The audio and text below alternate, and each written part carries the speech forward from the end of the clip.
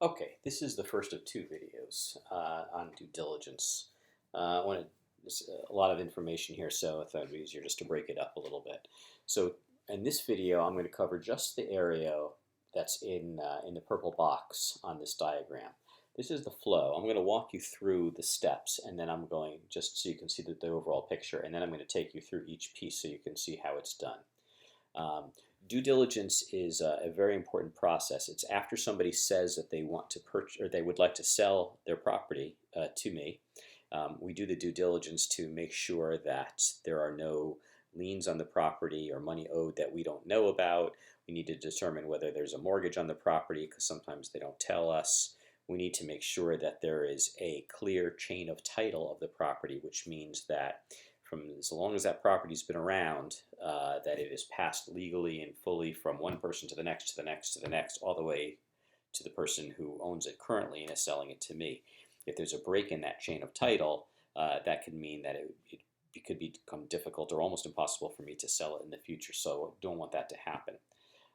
And I also want to make sure that the price that I'm offering is the correct price. I don't want to pay too much and then not be able to get my money out. So due diligence is an extremely important process.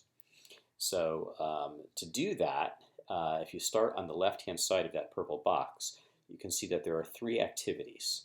The first activity is we're going to request a title search from Scott Shores, who's a guy we can that performs this. We can hire him through Fiverr.com, and I'll show you how that works. The second thing is we need to call the county, a number of different offices in the county, and ask them a bunch of questions. Some of it's to validate the information we have, and some of it's to get more information.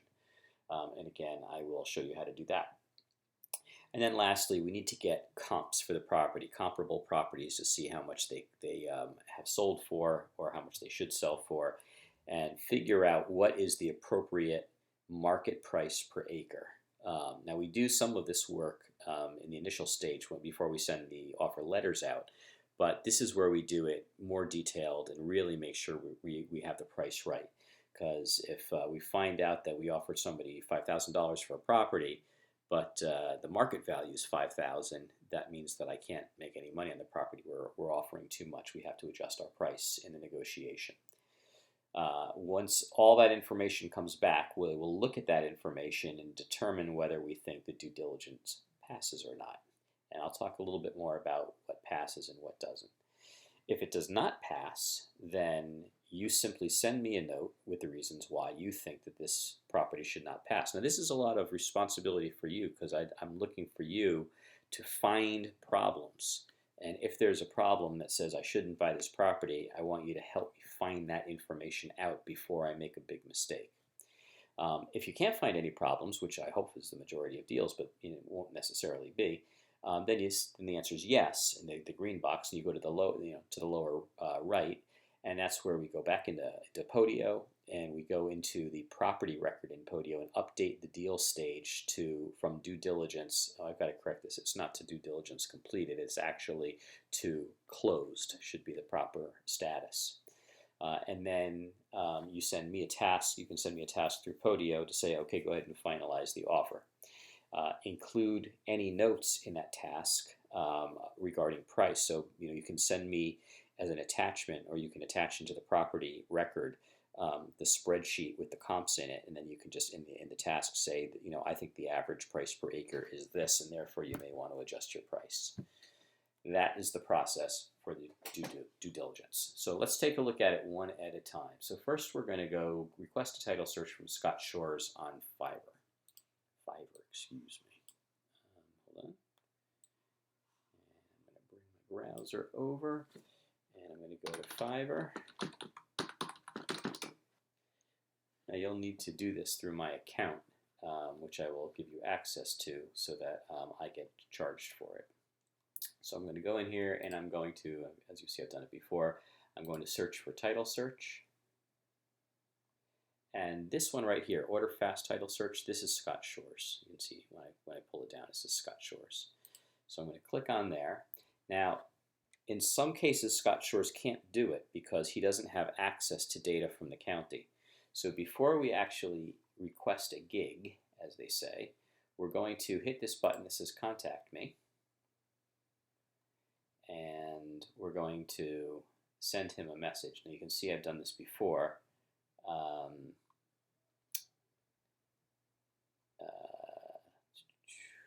So I sent him a note. I said, "Hi Scott, can you do a title search in Iron County, Utah?" He said, "Yes, I can, but I may not be able to pull document images." And then he asked me for the specific parcel at some point, so I gave him the specific parcel, and then he came back and said, "Okay, yes, I can do it. These are the things that I need. Go ahead and order the gig for it. I've got doc images now with the docs fee, sincerely." So basically, just go in there and say, "Hi Scott, can you do a title search in Iron County, Utah? The parcel number is X." And then he'll come back and say, if he can, yes, go ahead and initiate the gig, and if not, he'll tell you he can, in which case we'll have to find another way to get the information we want. That's it. Then you'll send it to him. This is just the messaging part of it. And then when you go to do the gig, again, we'll come back to his page, and we will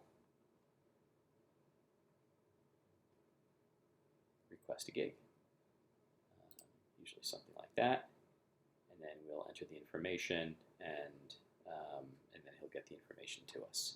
Sometimes it may cost 10. You might want to just double check when you're messaging him the price, because if he gets docs for you, that's an extra $5 typically. So sometimes it costs 10. But if you don't need the docs, then it's only $5. Obviously, we want to keep costs as low as we possibly can. All right, so that is how we do request a title search from Scott Shores. The next thing is we want to have somebody call the county and ask a bunch of questions. Well, what questions should they ask? I've created a document, a template, and this is it. These are all the questions I need to ask and who they need to go to. What I need you to do is to fill out all of this information that is highlighted in yellow. So if the property is in Iron County, then you would just replace this, where it says County State, you'd replace it with Iron County, Utah.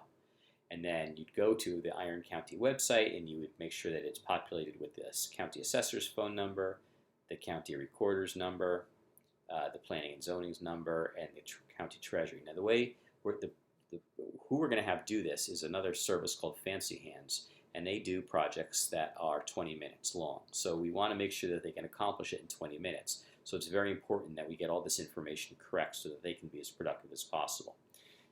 You can put the parcel number in here. You can put the legal description, if we have it, in here, that they'll get validated for us. Again, parcel, the name of the seller as we have it. If we have the book and page number for the deed, sometimes it's in the legal description, then fine. If not, otherwise just leave it blank. And the rest are phone numbers. Once we have all this information, we can now send it over to this service called Fancy Hands. And let me show you how we do that. So now I'm going to go to Fancy Hands.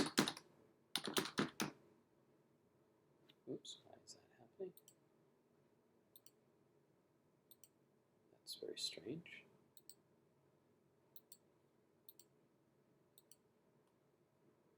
Oh, because I have an extra W in there, that's why. Okay, Fancy Hands. Okay, so right here in the middle, you can see this is one of the previous jobs that I had requested. So all I wrote was, please contact Iron County, Utah to obtain information on a property I am researching. Questions and phone numbers are in the attached. Attached document is probably what it says. An attached document, right? So that's all you have to write. You put that in there, and then you attach the document that you just updated, and hit submit, and they will go to task and they will get all that information for us. And sometimes they can get it all first try, sometimes they come back and they have additional questions, or say, I can get this other information, but it's going to take more time. Do you want it or not? And the answer up front when you do this will be always no, but really what you're saying is, let me check with Howard, and I'll let you know whether I want them to go do the extra work or not, because it'll cost some more money. But they'll go and they'll call the county and get all that information for us, which is terrific. All right, and then lastly, We're going to search comps on the county website, Zillow, Land and Farm, Landwatch, Google, and there's some other sites you can potentially go to, LandHub, LandFlip, but we're trying to get the price per acre. So just to give you an example of how that might look, I'm going to do two things here. We are going to go back to the website, and I am going to bring over a spreadsheet template, which I will provide to you. Oops, didn't mean to do that. So the spreadsheet says this is the source. Is it Zillow? Is it Craigslist? Is it Land and Farm? Wherever the source of the information is coming from. The date that the property sold, the property descriptor, either the schedule number or the address or the location, subdivision, whatever information you have. Then I want to know if it's already sold, what did it sell for? That's good. That's really good data. But if we don't have that, we only have properties that are currently for sale. Take those numbers and multiply them times 80%, because I'm assuming that there will be some kind of negotiation, that the price that they're asking is not necessarily the price they're going to get. So if it's for sale, multiply it times 80%. If it's already sold, that's good data. Use it exactly as is. The actual prices will show up in here. So let's just put some numbers in here so you can see how this thing plays out. I'm going to say $10,000, and then just use easy numbers, and then I'll say $15,000, and make that the rest. And let's say the acres are, I don't know, 20 acres, and we'll bring that down here, and maybe this is 12 acres. I'll do a couple of those, and then finally, say 40 acres. And this is calculating the dollar or the cost per acre. You can make that look a little bit nicer by going to a currency, and we don't need the zeros. And that's going to be true here as well. So what that gives us, it automatically calculates the average across all these properties. It'll give us the average price per acre is $611. So then we can look at the property that we are currently doing due diligence on. Let's say it's 40 acres, and we've made an offer price of $5,000.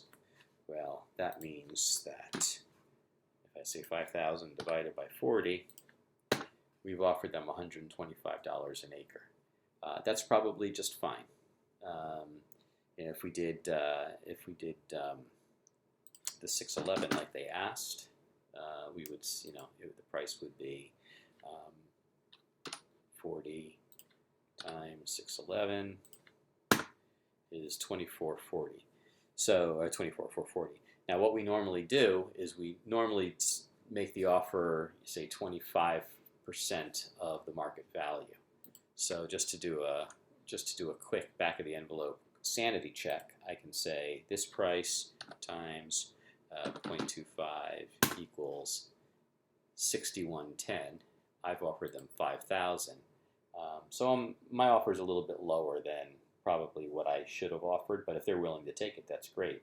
But if they balk at it, and they say, look, we want more money, I can reasonably go up to 610. But let's just say, this number came out to, 311, right? Well, it's still going to probably work out in my favor. Let's just say it was 100, okay? Right? So I say 100 here. So now, so I've offered them 125, and now the market value is 4,000. I offered them 5,000. Obviously, I offered them too much money.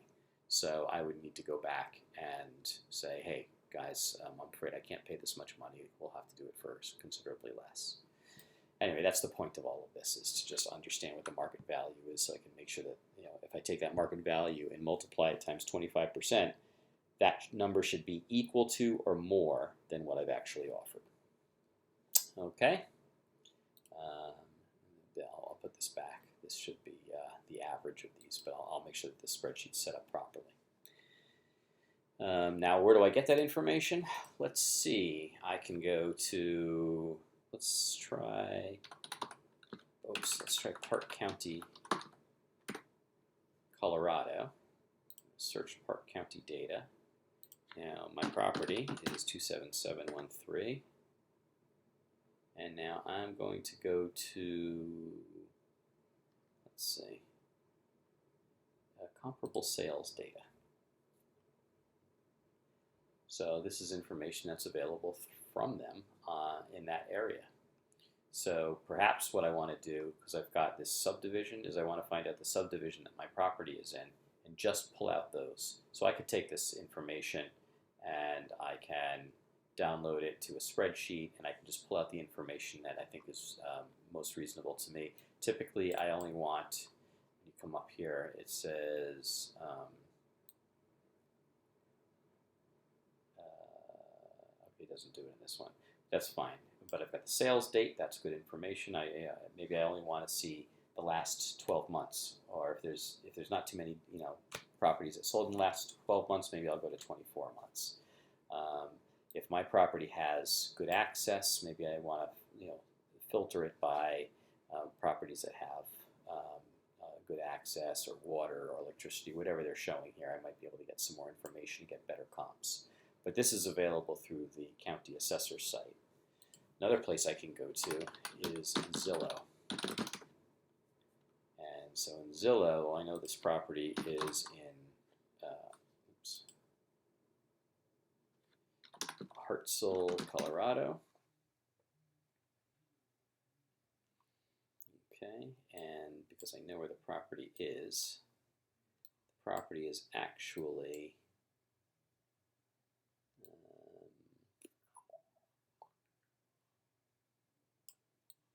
right about here. Okay, so let's put that in the center of my map. I'm going to come out a little bit, and I'm going to look at, I'm going to really just focus on this recently sold. So I can say that, or I can do the for sales as well. And then I'm going to go home type. I'm just going to make sure it's just lots and land. I don't want to look at any of these other types. And I'm not seeing a whole lot, am I? I can come up here. Okay, so here's a 5.2 acres sold in May of 2015 for $22,500. So that's pretty good. That's pretty good comp, because I can figure out the price per acre, even though in my property, that property was actually 7.23 acres. So that's actually a really good comp. And then they've got the other one. Oops. This is probably not going to be as good because it's telling me it's 6 square feet, which we know it's not. So I have to really figure out what the real size of the property is in order to make any sense out of this. Even though it sold for $19,250. But Zillow's another source, and then you could come to Land and Farm. And now I'm going to go to Hartselle, Colorado.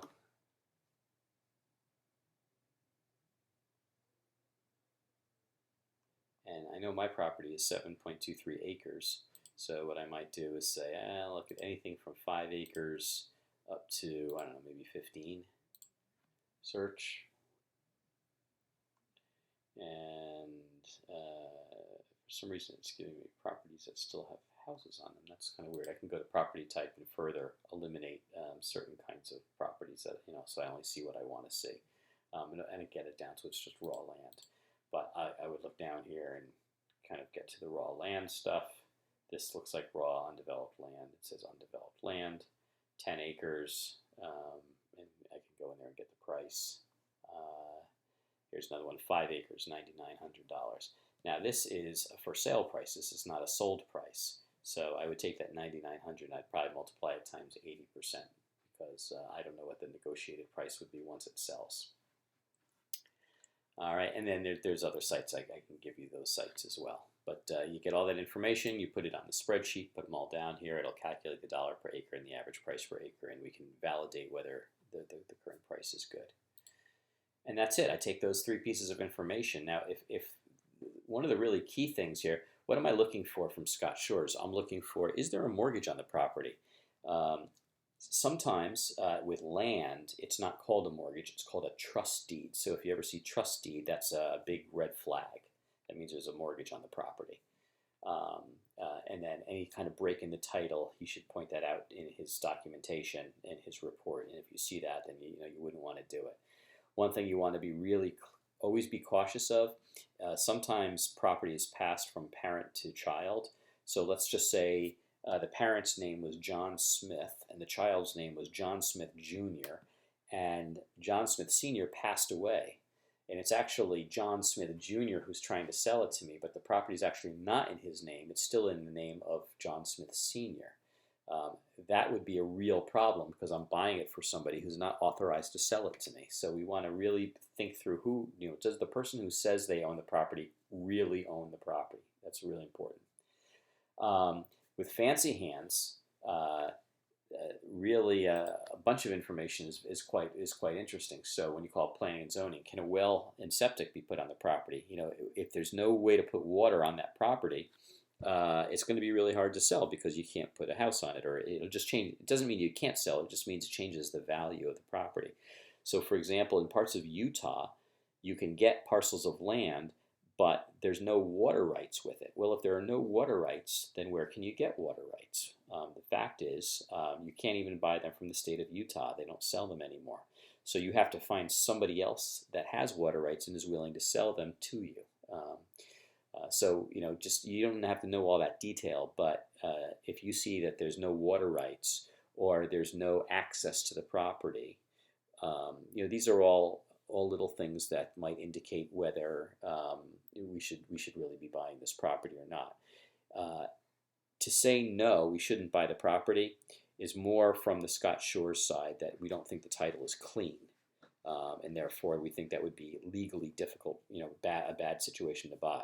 The information here is more along the lines of, there's problems with the property. We might want to take another look at the pricing to adjust for it. Okay. Over here on the left-hand side is a due diligence checklist. And this is basically the same information that is on the diagram, except that I put it into a checklist form. So as you go through the process, you can just click and say, okay, did that, did that, did that. If it's a yes, this is what we're going to do. If it's a no, this is what we're going to do. And the rest of the checklist is the information that I'll cover in the next video. All right, that's it for this one, and thank you, and I'll see you for the next video.